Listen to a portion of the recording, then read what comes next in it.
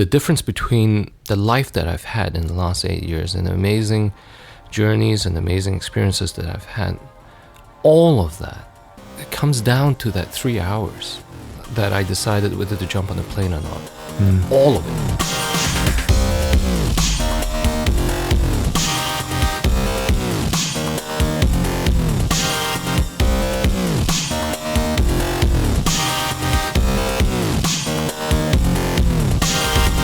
You're listening to Inside Acting, a podcast dedicated to demystifying the inner and outer game of success in the entertainment industry. I'm Trevor Algott, and coming up in episode 246, I sit down for the second and final part of my chat with actor Chin Han, rounding out our discussion about his journey, including, and this is pretty cool, including the 8 years of doing what he thought would be the rest of his career. And then the fortuitous chance he took at the urging of his family and friends that changed everything for him. He also shares how he built his own personal support community and why it's important to keep it diverse, not just actors, but all types of people. Why typecasting and limitations are something to be celebrated, and I love this, why all life is practice. That and more coming up in episode 246.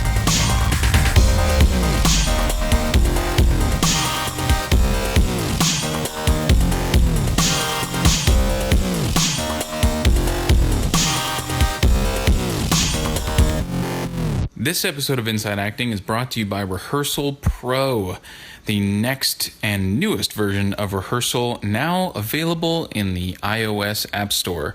Want to learn your lines, be off book for your auditions, explore your character, make stronger choices? Guess what? There's an app for that. Rehearsal Pro. You can learn more about it at rehearsal.pro/IAP. And let me just say, it has been getting me through a ton of auditions recently, a ton of meetings. rehearsal.pro/IAP. Well worth the investment for your career.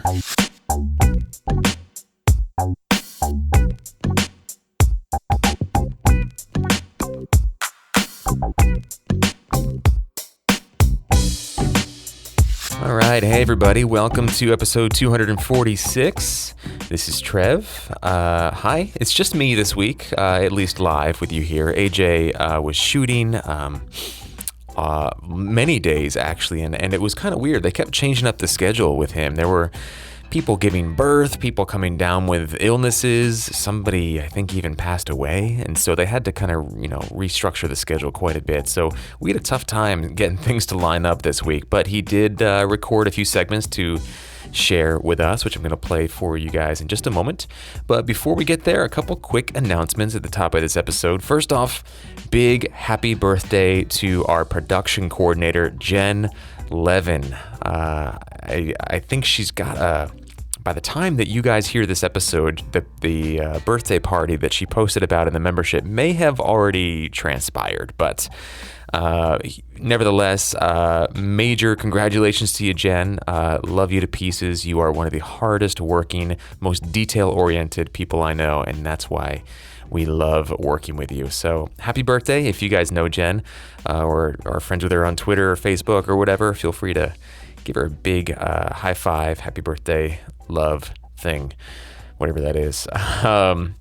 A couple new members we have joining the family in the membership: Cameron Hunt, Alec Wilson, and Michelle Palmer. Welcome, guys. So thrilled to have you on board, joining us inside the membership, creating more value and masterminding our careers and artistic journeys together. Really excited to get into it with all you guys. Let's see what else. Inner Image content media stuff is also in the membership. If you guys haven't seen that yet, we've got some exclusive content with the Inner Image guys up. And I actually met with them earlier this week, or was it last week at this point? I don't remember. But we're going to be doing some pretty cool stuff together. We're going to be partnering to put together a comprehensive course, sort of almost like a paint by numbers thing, like a checklist for what to do and what to not do when you're putting together some of your own content, whether it's a YouTube short, whether it's a a sketch comedy thing, a live theater show, a short film, whatever it is, we're putting together a resource that we hope will kind of cover all the bases as far as how to really set yourself up to win with that. So keep an eye out for that in the membership. I'm going to be meeting with those guys over the next couple weeks to actually shoot some content and make it available just for our members. And this is pretty cool. We have a free vocal coaching event coming up for our members on Sunday, August 28th from 2:30 p.m. to 5 p.m. in Burbank. This is really cool, guys. This is a sort of a mini workshop with a woman named Darcy Monet. She's a professional vocalist. She's a vocal coach, a songwriter, an actor, a self-professed speed demon typist. And basically, from what I understand, this is Jen and Deborah really took the reins on this and made this happen. But from what I understand, it's going to be pretty awesome. Lots of opportunities for breakthroughs here. Here's how it's going to work. People are going to show up with a prepared song and a karaoke track. Oh, yes. And then we're going to take turns basically performing, singing in front of the group. And Darcy's going to do some coaching. And we're all going to learn from each other. There's no judgment. This is all in the service of breakthroughs, of getting to that next level.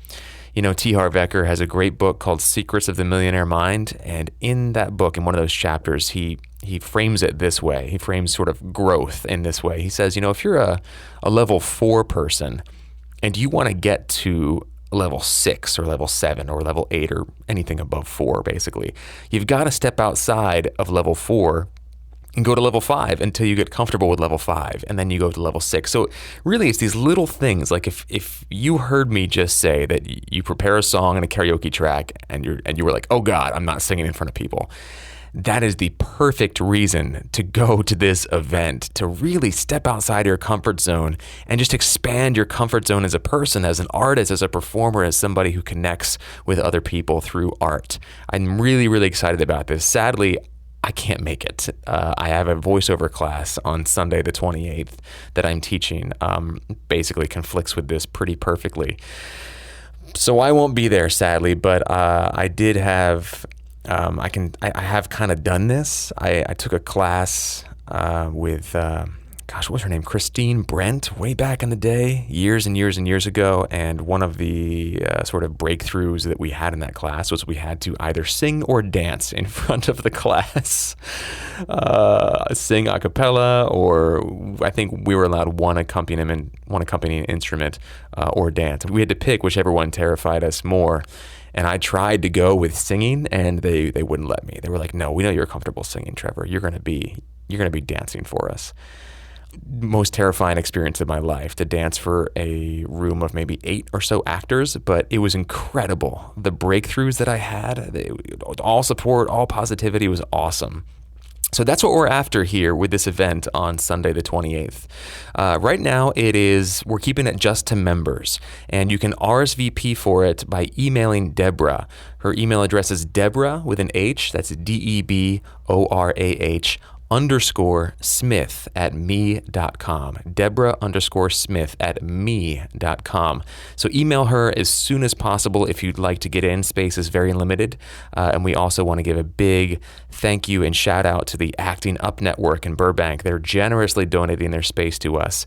And they're a company that, like us, is dedicated to really supporting actors and learning the business of acting so that we really set ourselves up for success in the long term. So if you have any questions, you can email us at the podcast, comment on this episode on the website, shoot us a tweet. We're all over the place. And of course, be sure to email Deborah, Deborah_Smith at me.com. And that's Deborah with an H.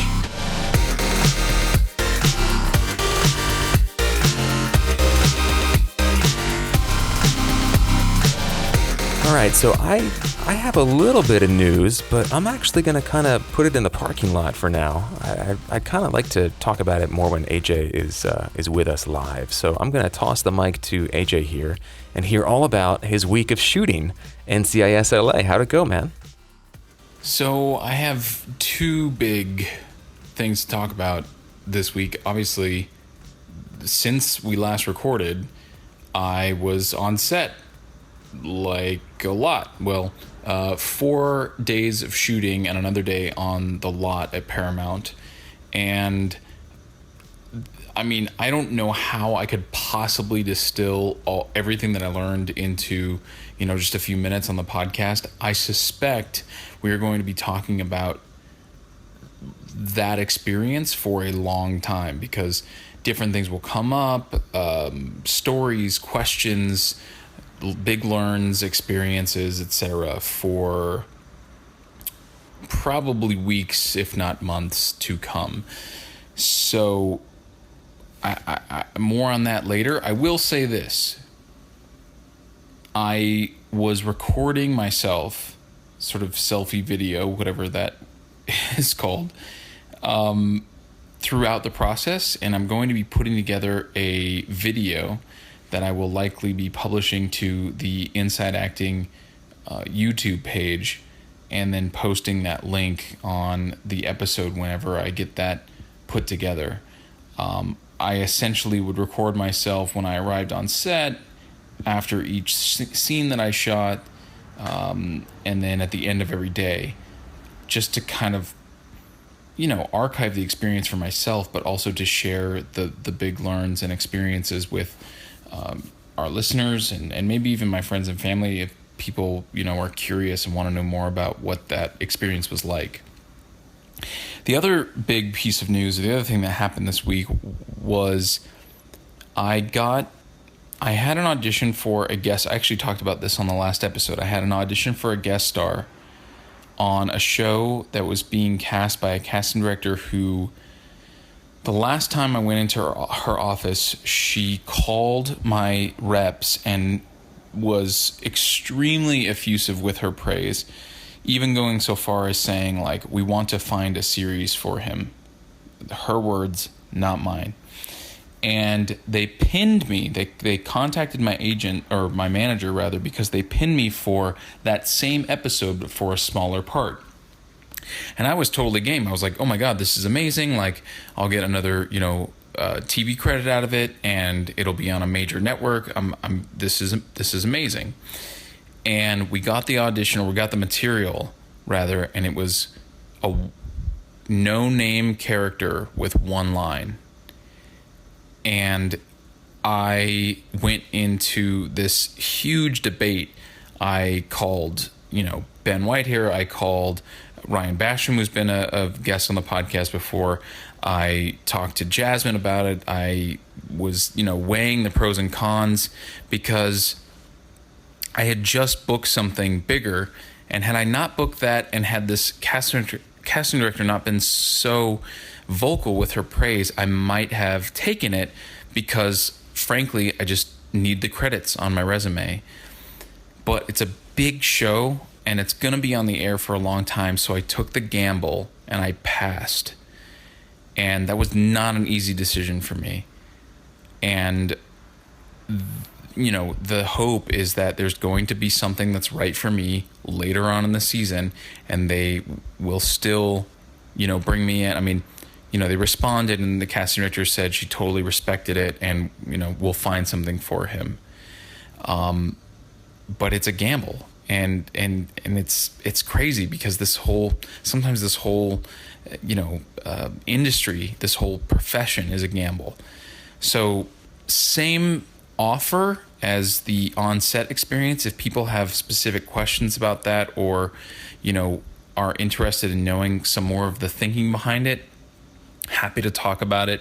I loved bouncing the ideas off of these really intelligent, hardworking people in my life who are really steeped in the industry, because of course everybody's going to have a different viewpoint, and everyone's going to bring different levels of experience to the table. And they brought up points that I was not even, that weren't even my purview. I was not even thinking about certain things. Like, for instance, is the show going to last longer than one season? So anyway, two really huge experiences on, I wouldn't say both ends of the spectrum, because it wasn't like me passing on the other role was a bad thing. I mean, give me the problem, right? Like, it's a good problem to have a casting director or a production put a pin in you for something you didn't even audition for, really. I mean, that's one way of looking at it. the most positive version of that story. So two really amazing experiences this week, and so much to talk about that it would be impossible, like I said, to cover it in just the few minutes we have on the show. Okay, so 2 words, hashtag level up. I guess that's 3 words, but congratulations, man. I'm really excited to see this like selfie compilation of lessons learned like in real time that you're putting together. That's really exciting and really cool. And I'm kind of wondering why more actors don't do that. I guess, I don't know. I mean, is there any sort of risk of violating any, because there's some sets are closed sets, you're not allowed to have social media or cameras out and things like that. So maybe that is part of it, but it sounds like this was a pretty open set, or maybe it was all just in the trailer. I don't know. I'm excited to talk to you about it, AJ, and I'm excited to see that. That is really, really fun to be part of your journey in that way.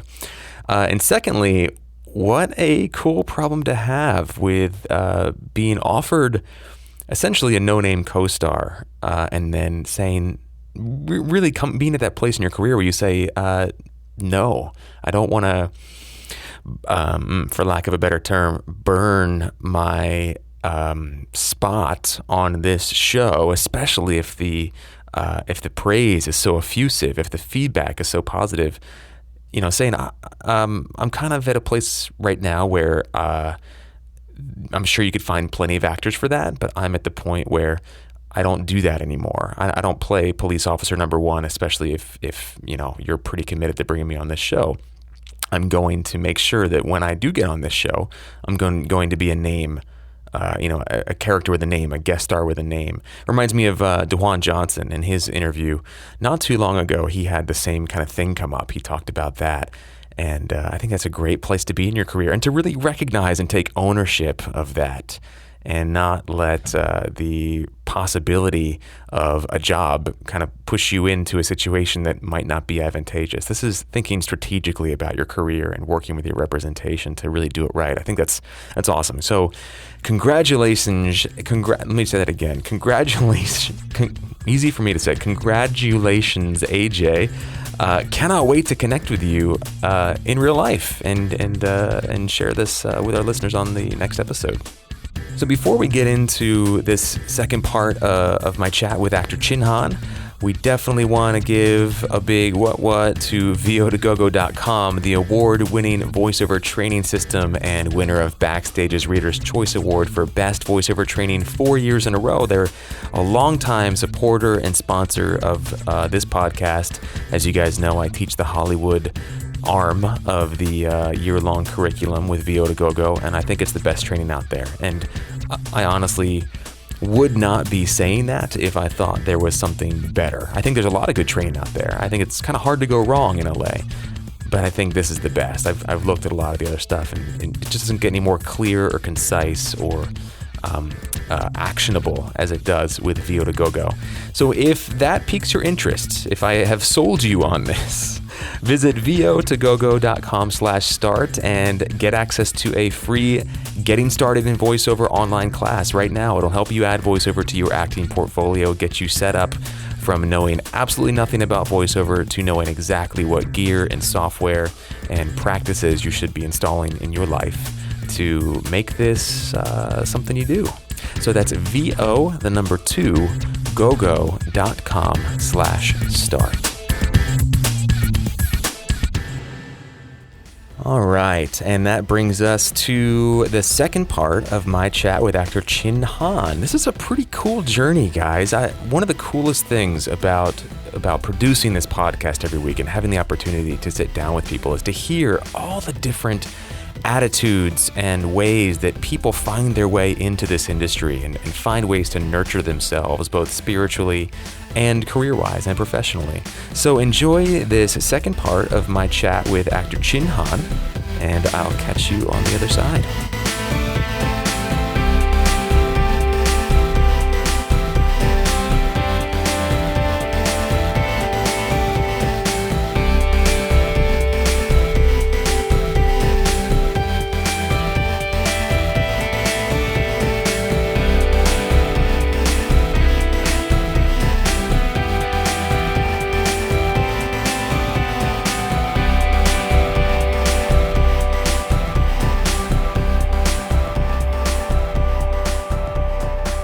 curious specifically, like you said, you had some success with this television station that kind of moved into, dramatic narrative stuff in Singapore. So what was it that in you, or what was the opportunity that presented itself, if there was one, that just said, okay, now it's time to take the next step? I took a step back, actually. This is the interesting thing. I didn't take a step forward.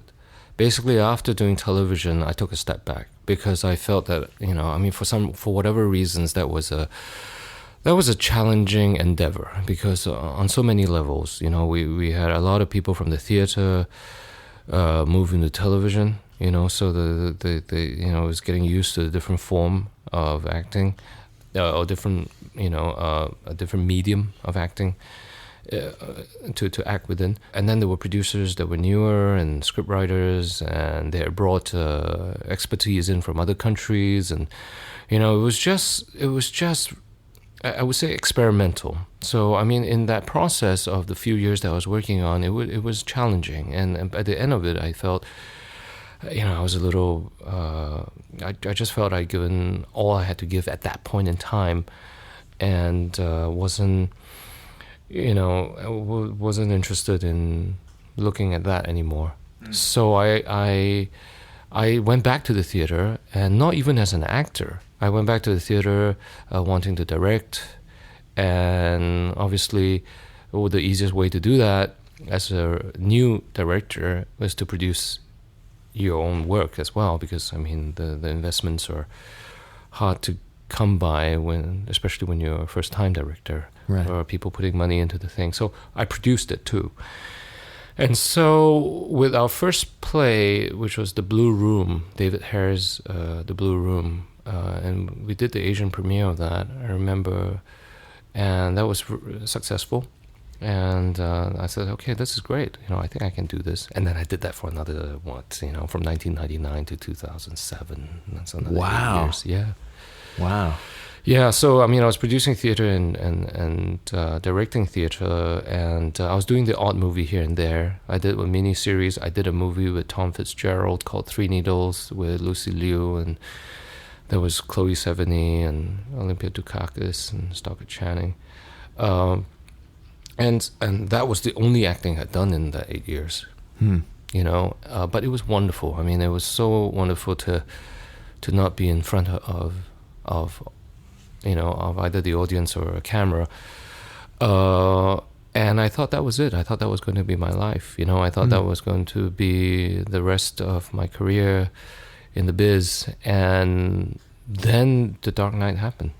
And what was that like? How did that unfold? Well, The Dark Knight happened when I was, I had a friend who was a manager. I wasn't his client. He just was a manager in Vancouver. And he was a friend because, he was originally from Singapore, but he had migrated and is now living in North America. And he had a headshot of mine that was taken like 10 years ago.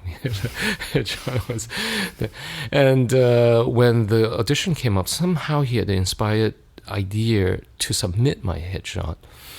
And then we got a call from John Papsiger saying that he would like to see me. And at that time, I was in Singapore, but my friend had thought I was in Los Angeles because I was in Los Angeles producing an award show called the Asian Excellence Awards, which, we had kind of set up to be like the Asian Oscars of sorts.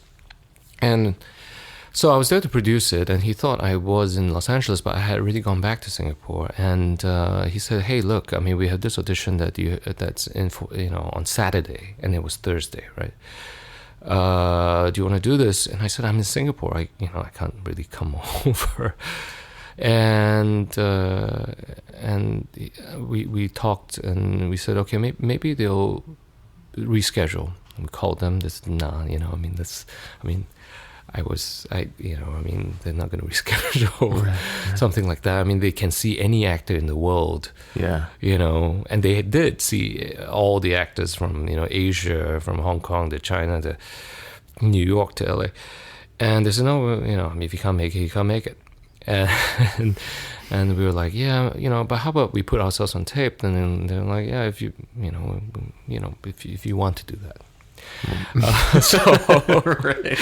So we got the message loud and clear, you know, Yeah. that we had to be here for it.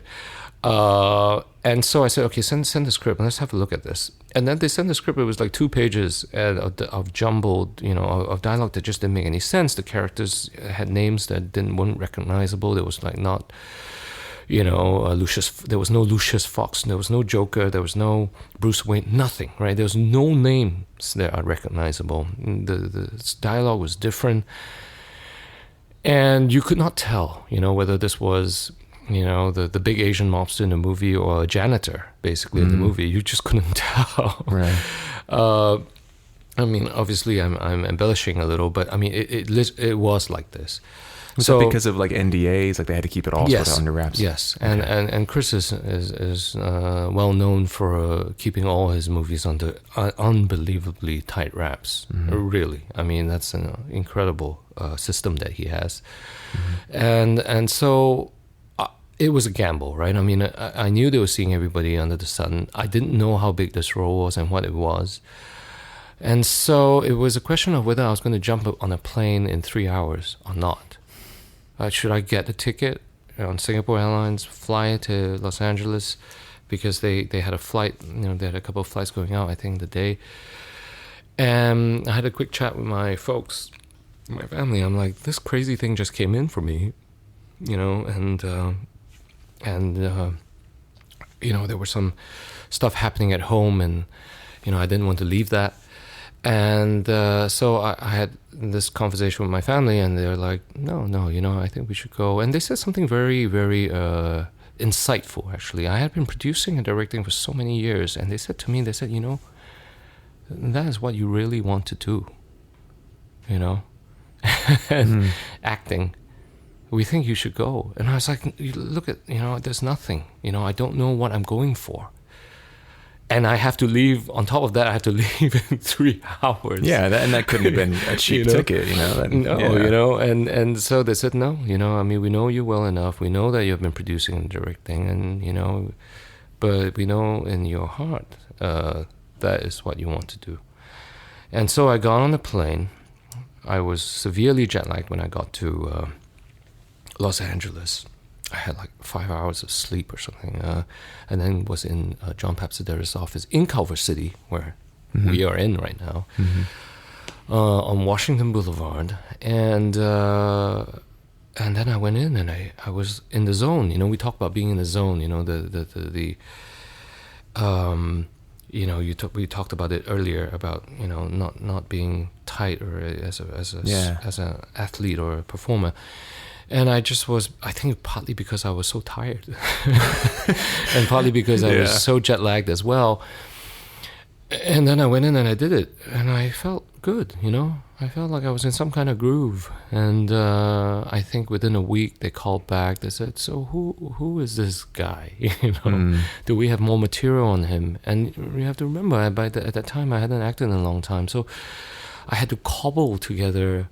I mean, I wasn't going to put together the TV show because, I mean, that was so long ago. On top of the fact that it was a TV series, you know, TV show. So I had like 1 or 2 things that I felt was acceptable, you know, from film, like 3 Needles and this, and other movie I did called Blindness, and kind of tried to edit it in a way that that felt substantive, you know. Right.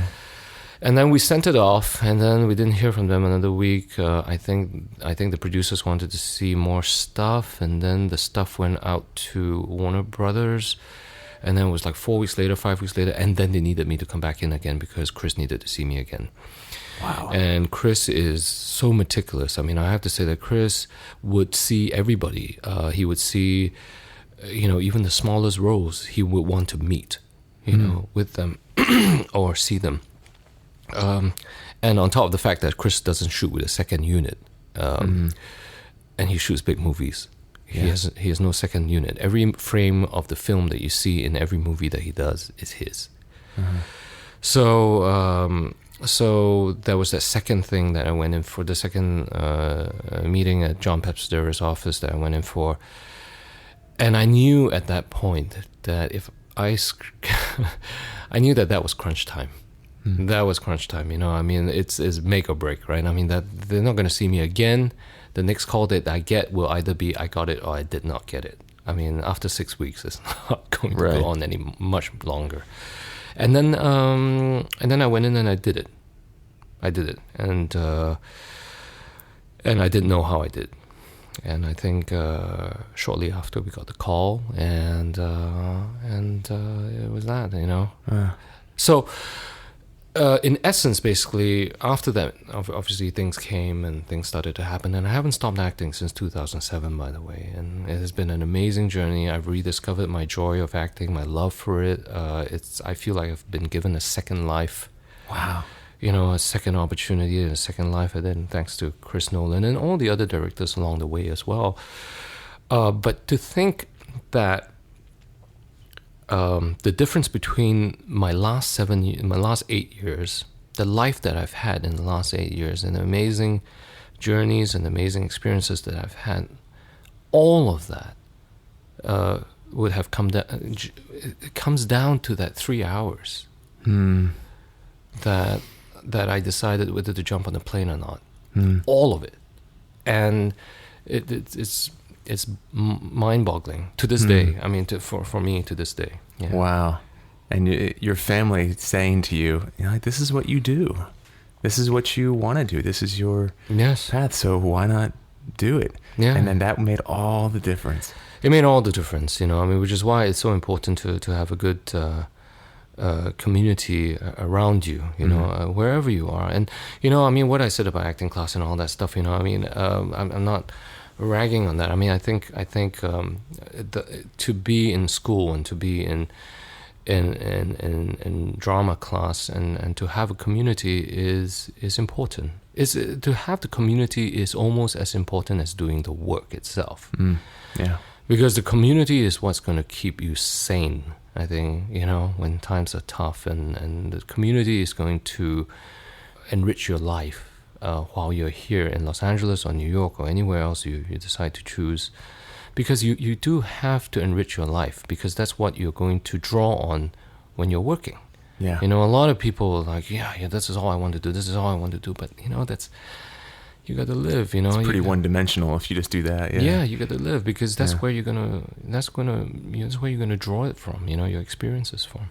What is your community? If you had to sort of describe it or sum it up, who do you associate with and lean on the most? Well, I've picked up a lot of friends. I've picked up a lot of people along the way. In the last 8 years and 9 years, because I came here not knowing a soul. That's the truth. I mean, when I did The Dark Knight, I mean, I hardly knew anyone in Los Angeles.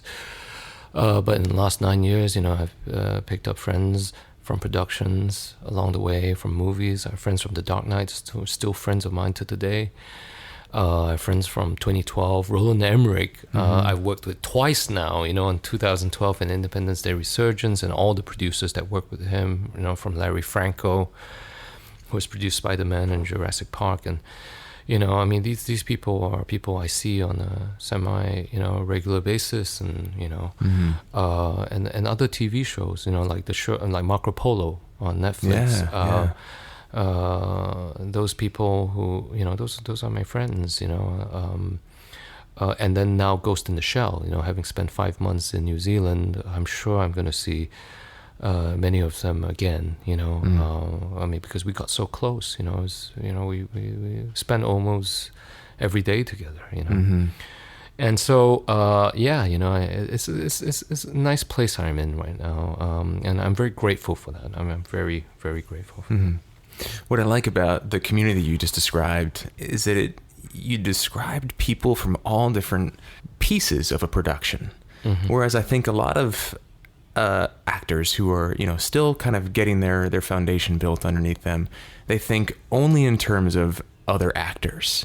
But you have talked about crew members, you've talked about producers, you've talked about writers and directors and all these people, DPs, people that you associate with on a regular basis that you can call friends. And I think that's an important thing to just point out for our listeners, is that it's just one big family. And I think a lot of times we as actors sometimes get locked into the idea that we're a specific piece of the puzzle, and like we shouldn't like look at these other people in the eye, or you know, like whatever. Like there's certain things that we just start to make up for ourselves, but it's not like that when you're on a big project. No, I mean it is collaborative on every project. Yeah, on every level. You know, I mean, one of my best friends to date is the legendary makeup artist Peter Rob King, who I got to know on The Dark Knight. Whenever I'm in London now, we meet for dinner. You know, I mean, whenever he's here, we hang out. You know, but you know, he would have stories about incredible makeup stories, you know, about his time on Aliens or doing Ridley Scott's Legend. And, you know, I mean, his friendship notwithstanding, and I appreciate his friendship, you know, getting that point of view or getting that side of the story, informs us, you know, and it teaches us how to behave on set, really. Yeah. You know, I mean, I think that you realize that, you know, they're all people. Even your driver is a person, you know. Yeah. And you know, is subject to having a good day or a bad day. And, you know, I mean, it teaches you how to work with people, you know, and at the end of the day, you know, it's life too, you know. Yeah. I think we're all extras in everybody else's play, you know. I think that's an interesting way to think about it. It's like you know, we're all the stars of our own movie, you know, as we go through life, and everybody else is sort of a star. So I think if you, like what you just kind of said, is that like, you know, even your drivers have good days and bad days. And I think it's important to recognize that these people are just as important as anybody else. Yeah, you know, and they can make your day, you know. I mean, you know, it's not just one way, you know. I think I remember when I first arrived in New Zealand, and you know, got to know the crew and the production people on Ghost in the Shell. You know, I met wonderful people, and there was a driver who. I love drivers, by the way. They're so integral, you know, especially like, you know, if you're going to be there for a long shoot, and they're the people who are going to see you and pick you up at 5 a.m. They're the ones who are going to drive you home, you know. They're important. And, you know, there was a particular driver who decided, you know, he said, hey, you know, let me take you on a tour of Wellington, and he takes me around, and I got to see amazing things, you know. And in London, when I was doing The Dark Knight, I remember there was this older gentleman, you know, by the name of Phil, and he was old school, and, you know, he would open the door for me. He would, you know, he was just, I don't need that stuff, but, you know, he was very old school, but I remember him so well, you know, like even to this day, I remember his name, and he took me to the Hammer Studios, you know, where they did the Hammer horror movies. So he was like, hey, you want to see something cool? And then so, you know, he took me to the Hammer Horror Studios. So I've learned a lot of things from drivers, right. You know, never, you know, don't be mean to your driver. There it is. And cut. That's awesome. I'm curious, because I know we've got to wrap up, but I have just one more sort of interesting question. I've heard that on Christopher Nolan's sets that everybody's dressed like to the nines, that everybody's like in a suit. Is that true? Well, not everybody, but he is. He's really sets a standard for like excellent dress. Is that? Yes, he does. I mean, he has a vest that he wears on his productions, and he has a crisp white shirt. He wears a vest and then a coat, a jacket, or if it's colder, it would be an overcoat. And that's how he dresses. I mean, he's very consistent that way. That's cool, because you know, a lot of directors that I've worked with and that I've seen working on set, you know, they're in shorts and a t-shirt, you know, Michael Bay or whatever, like a totally different thing. But I find it really interesting that he makes a conscious choice to dress almost like in a suit every day. Yes, and but you know, I mean, you know, he brings a certain dignity to the profession, and you can see it as reflected in the meticulousness and the you know, his craft, really. And we're all the better for it. I mean, it's wonderful to work on a Chris Nolan set, because you feel like you're in safe hands. And there's nothing better to feel than that as an actor, because then you feel free to do stuff, you know. You feel like whatever happens, he's got your back. You know, he's not going to let something bad go through, and he's going to be intuitive and you know, be very judicious and smart about your good takes too. You know, because as an actor yourself, you know, I mean, I've grown to not. You know, I look at the monitor whenever I need to. Sometimes with more the more action-based stuff, you know, like I've done some action stuff, like with Marco Polo, martial arts, or even with Ghost in the Shell, major action set pieces where I'll go and look at the monitor because you just kind of need to know how you figure in the whole thing. But you know, you don't. I try, you know, I don't look at the monitor that much anymore because you're not the best judge of yourself, you know. I mean, you're looking at a scene, and you know, you can be in a scene with 5 other people, and then all you're looking at is your hair or something like that, you know.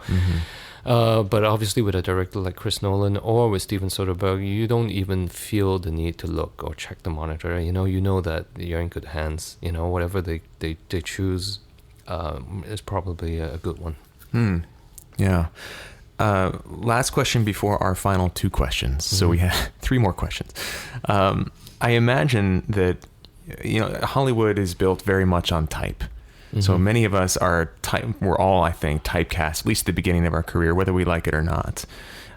What has your experience been as an actor coming from Singapore, having a very specific look and sort of manner of being? Has it been a blessing? Has it been frustrating? What has it been like for you in Hollywood? I think I've always been very honest about where my strengths are. I think that's going to where you're not that. You know, I mean, if you're not. You know, I'm not a gruff New York city cop, you know, kind. As much as I'd like to think of, and every actor would like to think that they're able to do everything, you know. Right. You know, some of us are able to, and some of us are not. But some of us are able to work within the range that we have and go deeper.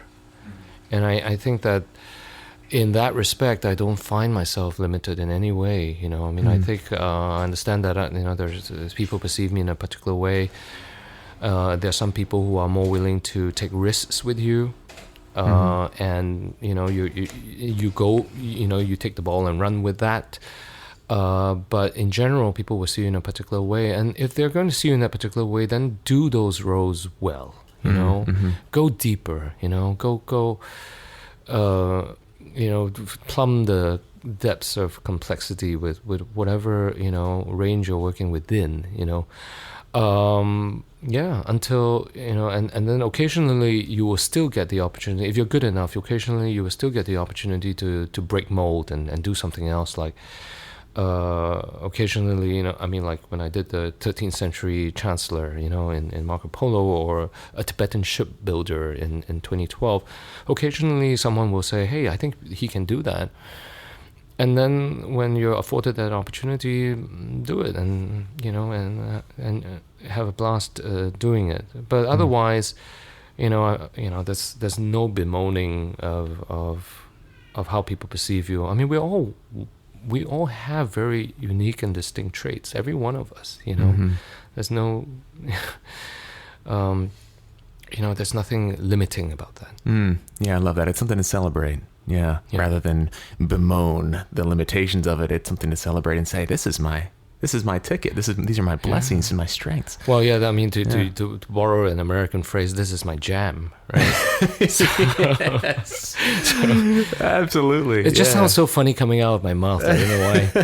I kind of like slow your roll, player, or something. Like that. I can't say things like that and you know, sound right. Just add a bro after it, and then you're all set. It's my jam, bro. So our final 2 questions. We have 2 questions we'd like to wrap up each. Conversation with a guest with, and they always get really interesting answers, so I'm especially interested to hear yours. So the first one is, do you feel that this career path or this lifestyle or whatever you want to call it, this journey, chose you, or did you choose it? You know, I'm going to give the boring answer, both. both. Right? Okay. Yeah, and I know that that's a bit of a cop out, but you know, I set the intention to do it, but without the opportunities afforded me, you know, I wouldn't be able to do what I'm doing now. I will still be acting, I believe, but it will be somewhere else, and it will be in different kinds of productions or projects, you know. So it chose me in the sense that without all the things falling into place and you know, timing and all those inexplicable things, you know, I wouldn't be sitting here today, you know, with the films that I've done. But I chose it in the sense that even if I wasn't here in Hollywood now with, you know, these movies, having, you know, I would still be doing it. So that's how I chose it. I would still be doing it. I love that. I don't think that's a cop out at all. I think that's awesome. And then the second question is, if you could take all your experiences, all your mistakes and stumbles, all your victories and lessons learned, and condense them down into one nugget of wisdom or advice to pass on to somebody who's also walking this path, what would that nugget of wisdom be? I think that a lot of people tell themselves this, right? That when I get this, I'm going to be happy. When I get my TV series, when I get the pilot, when I get that movie, and then when you get it, and it's like when I get that second lead, or when you have the second lead, well, when I get the lead, you know. You know, I think that just love what you're doing at whatever whatever levels you're doing it at, because if you're not able to find some, you know, satisfaction or gratification doing that, it's, you know, the going up one level is not going to help you find it. You know, you just have to, you know, find the joy in your community. You find the joy in you know, your loved ones. Find the joy in the life that you have. You know, whether you're sharing an apartment with 3 other guys in West Hollywood or living in a mansion in Hollywood Hills. You know, just find the joy, you know, in it. Don't wait, you know, don't wait. I mean, I've seen people's lives come and go, and, you know, and misspent or wasted, you know, because of that. And I think that continue to work and, you know, continue living your life. And I wish you all, you know, a little bit of luck, you know, and good friends. Awesome. Chin Han, thank you very, very much. If people want to find out more about you online, obviously they can go to your IMDb profile to see your body of work, but do you do the social media thing, Facebook, Twitter, Instagram? I do. So, I mean, you can find me on @TheChinHan. It's Facebook, Instagram, and Twitter. Cool. Yeah. All at symbol. @TheChinHan. Yeah. Okay. Cool. Yeah. We'll make sure we link to all of those on our website in the show notes for this episode, so people can connect with you. Okay. Thank you very much. Thank you for taking the time. This was awesome. Oh, thanks, Trevor. That's terrific.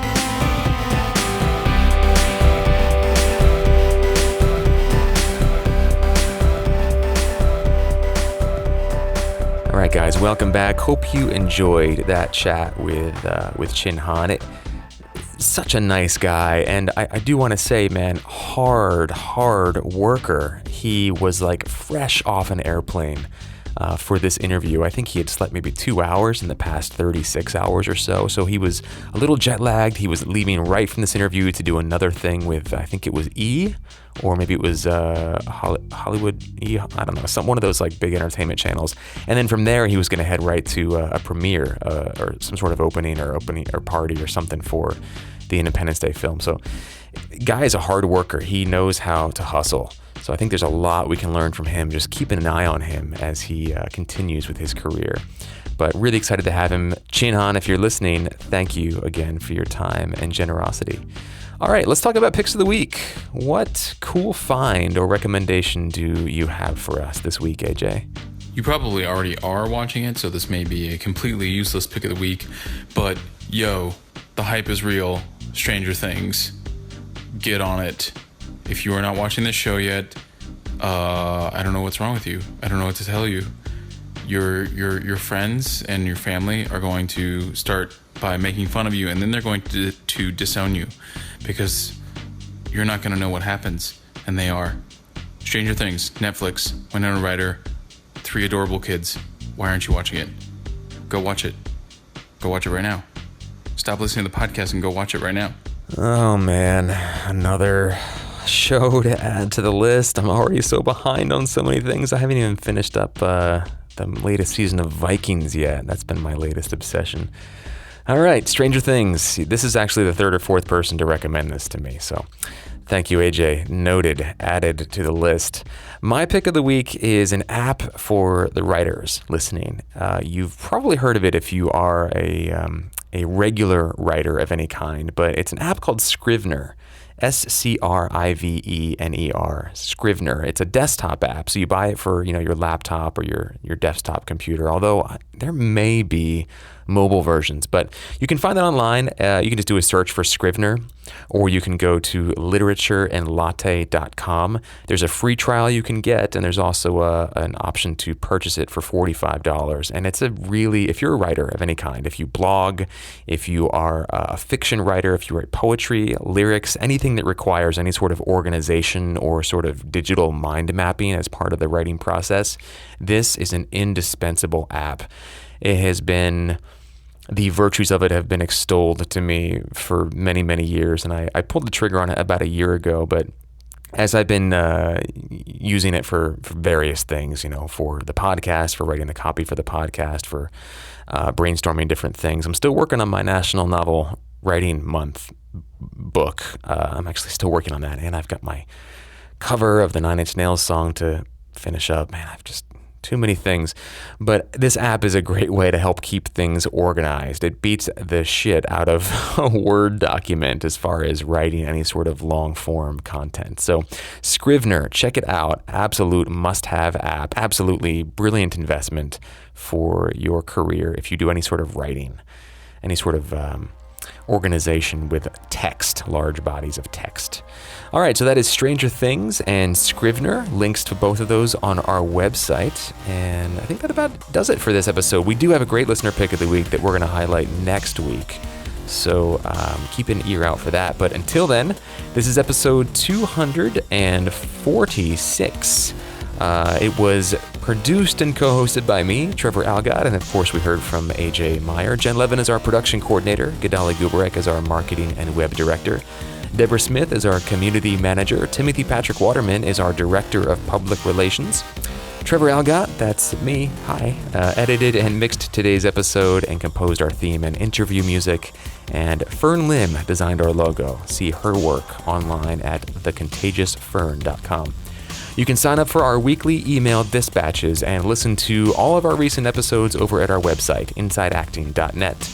You can also find us on the social medias. We're on Twitter, Instagram, YouTube, Facebook, SoundCloud, Stitcher, and iTunes. At all of those places, just search for Inside Acting.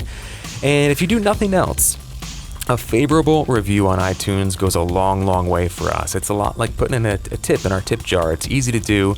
And if you are digging the show and you want to contribute, but you're not ready to throw $1 or $2 our way, that's totally cool. Take a minute now to head over to iTunes and just tap that 5th star to the right. A nice 5-star rating helps us a lot, and it helps other people discover the show too.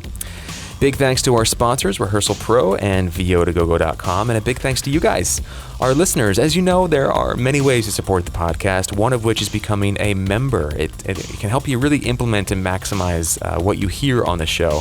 and add it into your life and career in meaningful ways. And it also is a great way to support the continued production of the podcast. If you sign up as a member for $7 a month, you get cool perks, you get access to our private member community, invites to exclusive member meetups, fun freebies, sending out a few of those freebies actually this coming Monday, special bonus content, and more. So that's $7 a month, and of course that supports the continued production of the podcast. It allows us to actually project and have a budget and be able to figure out what kind of upgrades we can make and how we can expand the team and really start to build this thing out in a sustainable way. If that's not your thing, if $7 a month sounds a little steep to you and you're not into all the other member perks, that's totally cool. Suggest a donation of $1 per episode if you think this show is worth $1. Each week, that would be great too. You can head over to insideacting.net/contribute to make a one-time, no strings attached, tax-deductible donation. And yeah, $1 per episode I think is fair. What do you guys think? Let us know. Send us $1. And that's it for episode 246 of Inside Acting. Thank you so much for listening, guys. We'll see you next week. And in the meantime, level up.